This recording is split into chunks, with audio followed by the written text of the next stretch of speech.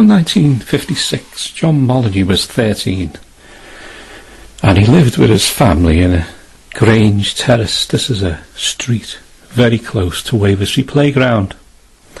John had 2 brothers and 3 sisters, and one morning he woke up a bit later than usual, about 20 minutes to 9, and as he rubbed his eyes, he heard his mother shouting him, and he yawned and he stretched. The room was still a bit dark because the curtains had not been opened yet.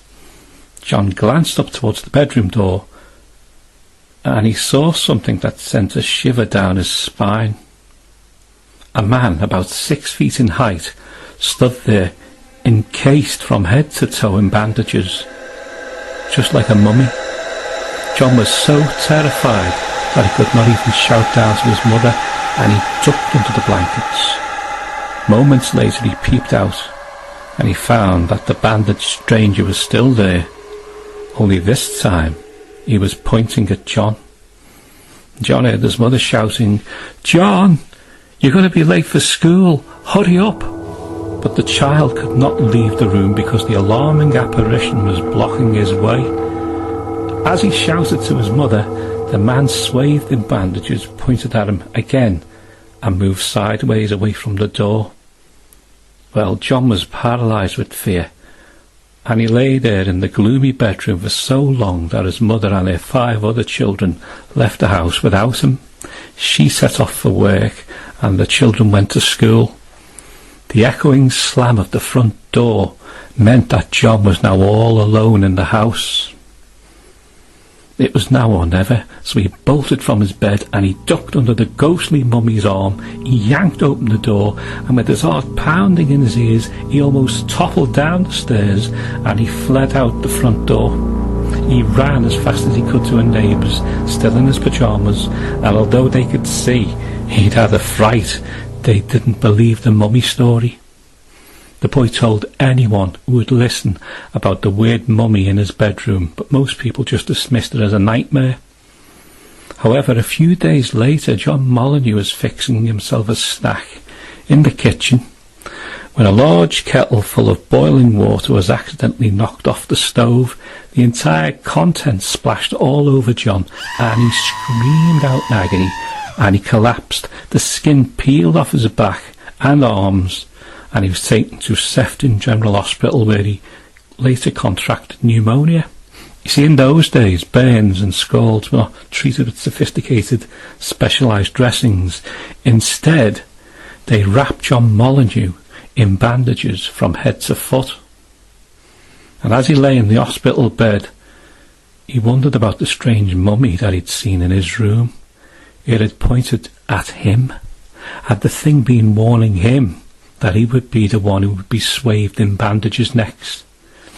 Well, perhaps the mummy had been the ghost of a person who had also suffered severe burns in the house where the Molyneux lived, because I've researched this case and I found that in the street in Wavertree in 1902 there was actually a fire in the very house in which John Molyneux saw the mummy.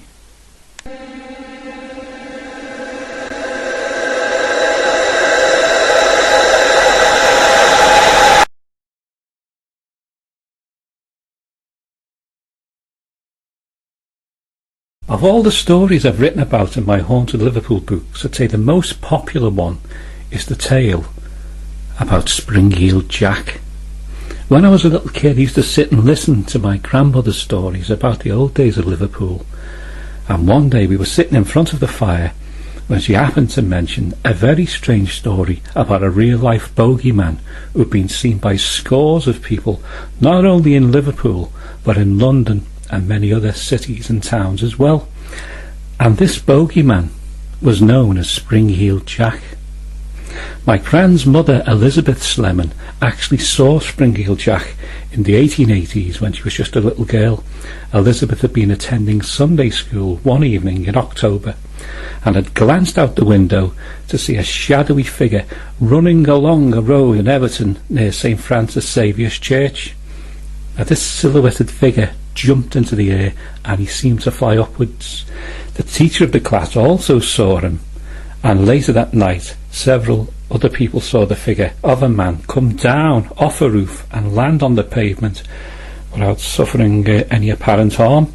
The same mysterious figure was seen falling from the steeple of St. Francis Xavier in December of that year, and he landed with a thump in the snow, but he didn't appear to be armed after falling about 100 feet from the church spire. Now, my gran said that a Mrs. Hughes, who lived in one of the poorly lit courts off Scotland Road, saw Spring-Heeled Jack watching her one evening as she went out to get water from a pump in the middle of the court. She described him as wearing a cloak, a tight-fitting costume, and a helmet of some sort. She said his eyes were glowing like balls of fire, and he had halos of colour around his head and body. And Jack stretched out his arms sideways, and a light appeared on his chest, and then Mrs. Hughes felt as if she'd been struck by lightning as something hit her and left her partially blinded and semi-conscious. The woman's sons thought their mother had suffered a fit when they found her, but an old man who had also witnessed the unearthly instant said he'd seen Spring-Heeled Jack take off like a bird after the cowardly attack on Mrs. Hughes. Now, several other people in the area visited Rose Hill police station and reported seeing a sinister, shadowy man in black who had been making phenomenal leaps into the air on Scotland Road after dark. The police didn't take any notice of these reports at first, but there later came apocryphal stories of Spring-Heeled Jack attacking police officers across the city, from Great Ormond Street to the Wavertree High Street, where the jumping man spat some sort of luminous gas into the faces of the lawmen, making a mockery of them in front of terrified citizens. Some of the older people in Liverpool recalled that this Spring-Heeled Jack had first been reported down in London in 1837. That year he made headlines after scaring night travellers in the Barnes area of the capital. Then one night in 1837 it looked as if Jumping Jack had finally been caught. It started with the frantic hammering on the front door of the Alsop family home in the district of Bow. A young teenager named Jane Alsop answered the door, and she saw a policeman standing in the fog and shadows. "Bring a light! We've caught Spring-Heeled Jack down the lane here," the policeman said. Now, Jane had read all about Spring-Heeled Jack in the newspapers, and she said, "Yes, sir." And she rushed back into the house to grab a candle she'd been reading a book by. She reached out, offering the candle to the policeman, and by the light of that candle she saw to her horror that it was Spring-Heeled Jack wearing a policeman's helmet, uniform and cloak. Jack had robbed the uniform from a policeman he had ambushed the night before. Now, Jane Alsop's legs felt like jelly, and she turned and she ran screaming back into the house, and she and their two sisters managed to slam the door in the face of Spring-Heeled Jack. And then they heard him claw the door, and he laughed hysterically before vanishing into the mists of the night. Who was Spring-Heeled Jack? Many theories have been put forward over the years, and I have researched the case for some time now, and if you want to know more about the Leaping Terror, you can read all about his further antics in my Haunted Liverpool book. Late one afternoon in October 2009, a 39-year-old software developer named Alistair left his Rodney Street office intending to visit a friend in Crosby, but as he reached the doorway of the building he caught a brief glimpse of a girl of about 20 standing on the pavement, and as he looked at her she smiled, ran sideways and vanished into thin air. A moment later Rodney Street underwent a strange transformation. The road changed from tarmac to cobblestones, and the traffic lights and the car vanished. A few seconds later the traffic lights and the modern road reappeared, and the car, and there was a burst of multicoloured light. The car reversed as a strange lump rose up in the roadway, and then everything returned to normal. Alistair went back into his office in a daze, and eventually realised that he had witnessed a phenomenon that is known as a time slip. The following story is an account of a man who experienced one of these time slips in July 1996 in Liverpool city centre. Frank, an off-duty policeman from Melling, and his wife Carol were in Liverpool one Saturday afternoon shopping. At Central Station the couple split up. Carol went to Dylan's bookshop in Bold Street to purchase a copy of Irvine Welsh's book Trainspotting, and Frank went to a record store in Ranelagh Street to look for a CD. About 20 minutes later he walked up the incline next to the Lyceum, which leads out onto Bold Street, intending to meet up with his wife in the bookshop, when he suddenly noticed he had somehow entered what he called an oasis of quietness. Everything was deadly quiet.